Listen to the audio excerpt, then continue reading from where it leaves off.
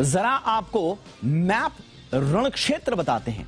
वो रण क्षेत्र जो कीव का इलाका है, कीव पर कैसे रूसी सेना आ रही है आगे आगे, ये आप मैप के जरिए देखिए। हमने पूरा रण क्षेत्र जो है अपने दर्शकों के लिए सजा के रखा हुआ है। बीचों बीच आप देख रहे होंगे ये यूक्रेन का पूरा मैप, और कीव ये इलाका, ये कीव का, राजधानी कीव का। और आप देखेंगे कि जो टैंक्स हैं, रशियन टैंक्स, और साथ ही साथ में जो हवाई हमले हो रहे हैं, उसकी एक पिक्चर हमने बनाने की कोशिश की है।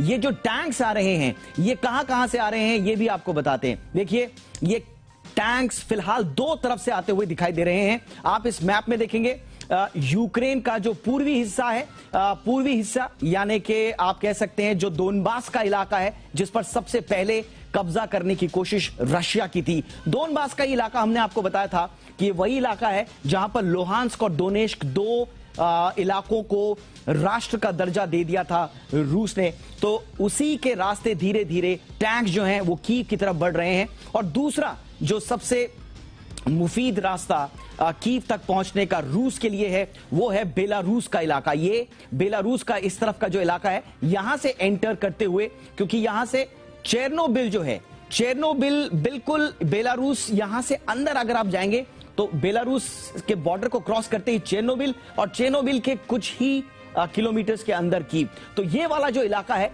ये भी बड़ा मुफीद है यूक्रेन पर कब्जे के लिए, रशिया को लिए। तो इसीलिए चेरनोबिल पर कब्जा कर चुकी है रशियन सेना, और इधर से आगे बढ़ते हुए, यानी कि जो पूर्वी यूक्रेन का हिस्सा है, वहां से भी आगे बढ़ते बढ़ते अब कीव पर कब्जा करने की कोशिश हो रही है। और एक महत्वपूर्ण जो एरोड्रोम कहा जा रहा है, उस पर अब बढ़ चुके हैं। अब सवाल यह है कि क्या वाकई में ये जो कीव है, राजधानी जो है कीव की, यूक्रेन की, क्या कीव पर अब पूरी तरह से कब्जा यूक्रेनी आर्मियों को सरेंडर करने पर मजबूर क्या कर पाएगी, ये एक बड़ी बात है। लेकिन रणनीति कुछ इसी तरह की है व्लादिमीर पुतिन की कि कीव पर अब किसी तरह से कब्जा किया जाए। और हमने जैसा कि अपडेट में आपको बताया था, और ये बिल्कुल मैप के जरिए भी हम आपको बता रहे हैं कि जो रशियन टैंक्स हैं, फोर्सेस हैं, वो धीरे धीरे आगे बढ़ रहे हैं। अच्छा, एक चीज और है जो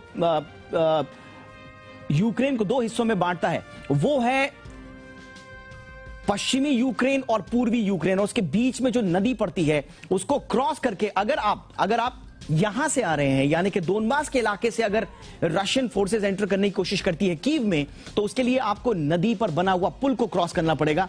और वहां पर उस पुल को उड़ा दिया गया है यूक्रेनियन फोर्सेस की ओर से, और कोशिश यही है कि उस पुल को क्रॉस ना करने दिया जाए। लेकिन बहुत करीब, जैसा हमने आपको बताया अपडेट में भी, बहुत करीब पहुंच चुकी हैं। और खबर तो यह भी है कि कीव के अंदर ही रशियन जो सिक्योरिटी फोर्सेस हैं वो अंदर घुस चुकी हैं, और वो ढूंढ रही हैं राष्ट्रपति जेलेंस्की को। तो क्या जेलेंस्की सरेंडर करेंगे? देखिए, अभी तक का जो रणनीति है वो यही है कि आप कीव पर कब्जा कीजिए, आप राष्ट्रपति जेलेंस्की को आत्मसमर्पण के लिए, हथियार डालने के लिए, सरेंडर करने के लिए मजबूर कीजिए, या फिर उन्हें गिरफ्तार कीजिए, या फिर उन्हें देश छोड़ने पर मजबूर कीजिए। और अगर वो देश छोड़ देते हैं, कीव छोड़ देते हैं, उसके बाद जो रणनीति है रूस की, वो ये कि कीव पर कब्जा करने के बाद वहां पर तख्ता पलट किया जाए, रूस समर्थित सरकार की घोषणा की जाए, पुतिन समर्थित सरकार की घोषणा की जाए, और उसके बाद वापस रूस में वो हो जाएंगे, बैक टू रूस। लेकिन सवाल यही है कि क्या सिर्फ इतनी ही रणनीति है पुतिन की? क्या वो पूरे के पूरे यूक्रेन पर कब्जा नहीं करना चाहते हैं? ये तो वक्त ही बताएगा। लेकिन इस पूरी लड़ाई में अकेले पड़ गए हैं राष्ट्रपति जेलेंस्की और साथ ही साथ यूक्रेन।